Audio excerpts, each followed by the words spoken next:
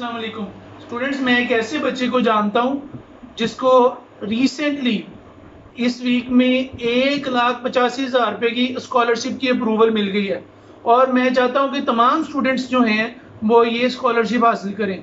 अगर आप ये जानना चाहते हैं तो आपने ये वीडियो को आखिर तक देखना है। चैनल को चाहे सब्सक्राइब करें ना करें, लेकिन इस वीडियो को कम से कम आखिर तक देखना ताकि आपको ये इन्फॉर्मेशन मिल सके कि असल में स्कॉलरशिप कहाँ से और ऑथेंटिक वे में मिल रही है।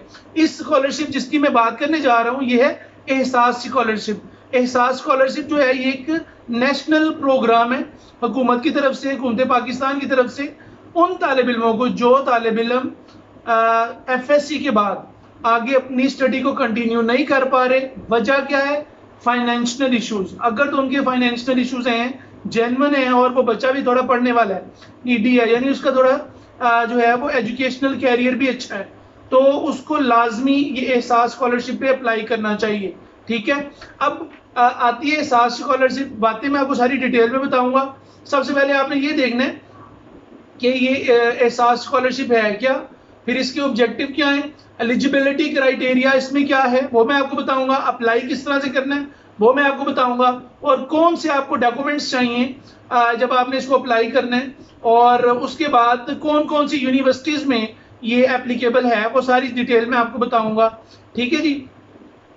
सबसे पहले एक बात जहन में रखें, देखें ये एक रिसर्च के मुताबिक 1,000 में से 4 बच्चे ऐसे होते हैं जो कि कम इनकम वाले होते हैं और सिर्फ वो पढ़े होते हैं, यानी 0.4% बच्चे ऐसे हैं जो को फाइनेंशियल सपोर्ट ना होने के बावजूद भी पढ़ पाते हैं।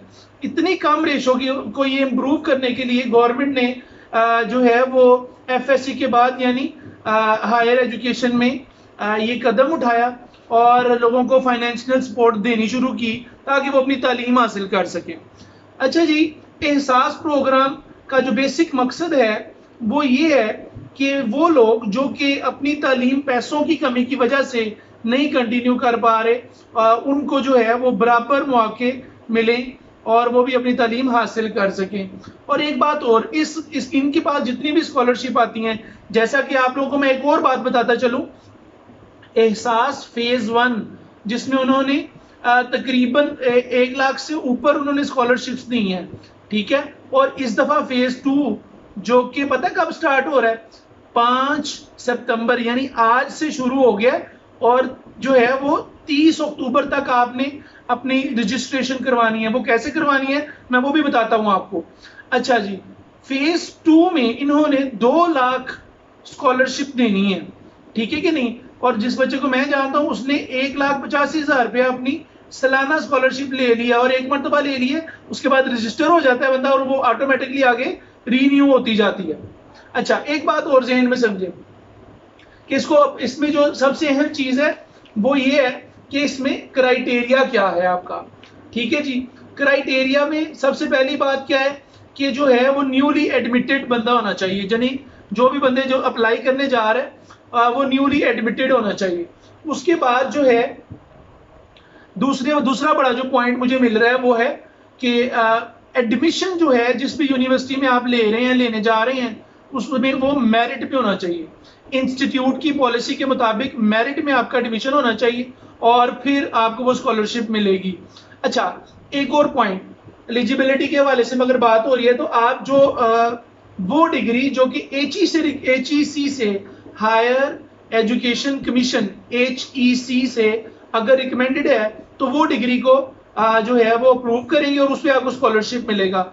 उसके बाद आपके ऊपर एज लिमिट जो है वो एक एज लिमिट का फैक्टर आता है, किसको स्कॉलरशिप मिल सकती है किसको नहीं मिल सकती। देखें, एज लिमिट अगर तो इंस्टीट्यूट को कोई मसला नहीं है, इंस्टीट्यूट की पॉलिसी के मुताबिक आपको एडमिशन मिल चुका है, अगर इंस्टीट्यूट को कोई मसला नहीं है तो इंस्टीट्यूट की पॉलिसी के मुताबिक उनको भी स्कॉलरशिप देने में कोई मसला नहीं है। सवाल ये पैदा होता है कि जो है वो स्कॉलरशिप किन को नहीं मिलनी, इन एलिजिबिलिटी क्या है। ठीक है जी, उसमें 3 पॉइंट्स हैं सिर्फ। अगर आप वो 3 पॉइंट समझ लेते हैं तो आपको एहसास की इन एलिजिबिलिटी भी समझ आ जाएगी कि वो क्या है। देखें, पांचवा जो इसमें जो सबसे पहला पॉइंट है इन एलिजिबिलिटी पे, वो क्या है कि आप ऑलरेडी किसी प्लेटफॉर्म से स्कॉलरशिप ले रहे हो तो फिर भी आप एलिजिबल नहीं होंगे। उसके बाद दूसरा जो पॉइंट है, अगर डिस्टेंट लर्निंग में आप इनरोल्ड हैं और उसके लिए मांग रहे हैं, डिस्टेंट लर्निंग से मुराद ये है कि बाहर के किसी मुल्क में या ऐसी किसी यूनिवर्सिटी में जिसको HEC जो है वो जो है रिकॉग्नाइज नहीं कर रही, तो फिर आप लोगों को किसी किस्म की स्कॉलरशिप नहीं मिलेगी।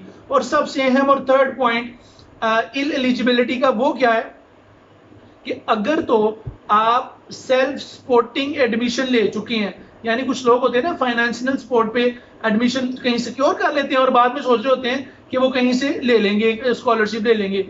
एहसास स्कॉलरशिप उन लोगों के लिए नहीं है जिनका जो है वो एडमिशन ऑन मेरिट नहीं हुआ। ठीक है जी, अगर तो मेरिट पे एडमिशन हुआ है और फिर आप फाइनेंशियली कमजोर हैं तो आपका जो है वो सिक्योरिटी आपको मिल जाएगी, फाइनेंशियल सिक्योरिटी गवर्नमेंट की तरफ से।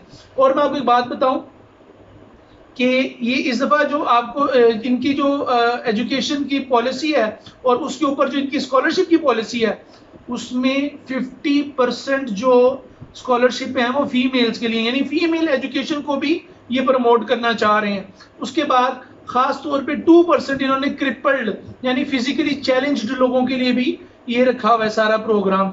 ठीक है कि नहीं। उसके बाद में इसके आखिर पे आपकी यूनिवर्सिटी एक लिंक भी नीचे शेयर करूंगा, आपके पास जो नीचे लिंक है आप डिस्क्रिप्शन में देखिएगा, आपको बाकी डिटेल जो है वहां से लिंक मिलेगा और वहां भी आप देख सकते हैं कि आपकी यूनिवर्सिटी वहां पे इनलिस्टेड है या नहीं है, आप जिस यूनिवर्सिटी में पढ़ रहे हैं वो आपको HEC से रिकमेंडेड है या क्या मसला है, उसमें आपको पॉलिसी के जो स्कॉलरशिप पॉलिसी के पैसे मिल सकते हैं या नहीं मिल सकते, आप डिस्क्रिप्शन में दिए हुए लिंक को भी देखें। एक और बात कि अप्लाई किस तरह से करना है।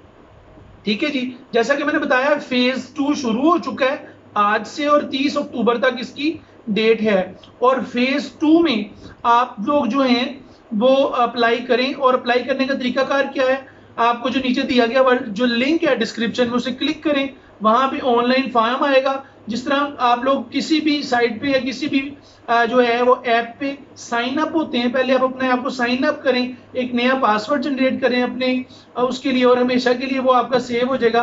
आप जब कभी भी जाएं उधर से अपना फॉर्म वहां पे आप जब आप साइन अप हो जाएंगे अब वही पासवर्ड लगाया करेंगे, उसे खोला करेंगे, देखा करेंगे, एक फॉर्म एक डेट होगा आपके डॉक्यूमेंट्स की। उसके बाद ये सवाल पैदा होता है कौन कौन से डॉक्यूमेंट्स रिक्वायर्ड हैं।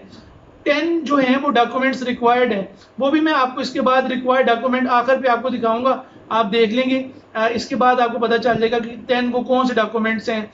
उसमें आपका NIC नंबर, आपकी प्रीवियस डिग्रीज जो हैं, आपकी रसीद जो है वो भी चाहिए होगी, आपकी पासपोर्ट तस्वीर भी चाहिए होगी, ठीक है कि नहीं, घर के बिलों की कॉपी भी चाहिए होगी। वो क्या क्या डिटेल में अगर मैं कोई मिस कर दूँ वो भी आपको अभी आखिर पे एक तस्वीर भी इसमें शेयर कर दूंगा ताकि आप वो भी देख सकें। ठीक है, उम्मीद है आप अपना ख्याल रखेंगे और अगर कोई सवाल हो तो आप कमेंट में पूछ सकते हैं। ठीक है जी, मैं फिर एक मरतबा कहता हूँ सब्सक्राइब चाहे ना करें लेकिन इस वीडियो को शेयर सबसे लाजमी करें ताकि ये एक इन्फॉर्मेशन है, अगर आपके इसके शेयर करने से अगर किसी का फायदा हो सकता है और वो फायदा जो आपकी करने से किसी को होगा वो सदका जारिया कहलाएगा, क्योंकि उसका डिग्री का उसको डिग्री मिलेगी, वो तालीम हासिल कर चुका होगा, हो सकता है उसका सेमेस्टर फ्रीज हुआ हो। तो याद रखें कि जब किसी आपकी की भी मदद किसी का सेमेस्टर या तालीम में काम आ जाएगी वो सदका जारिया, जब तक यानी कि आपके मरने के बाद भी अगर वो पढ़ जाता है, उस्ताद बन जाता है, पता नहीं वो अपनी तालीम से आगे कितने लोगों को पढ़ाएगा। तो आपने इस वीडियो को शेयर लाजमी करना है। ठीक है, अपना ख्याल रखिएगा। फी मान अल्लाह।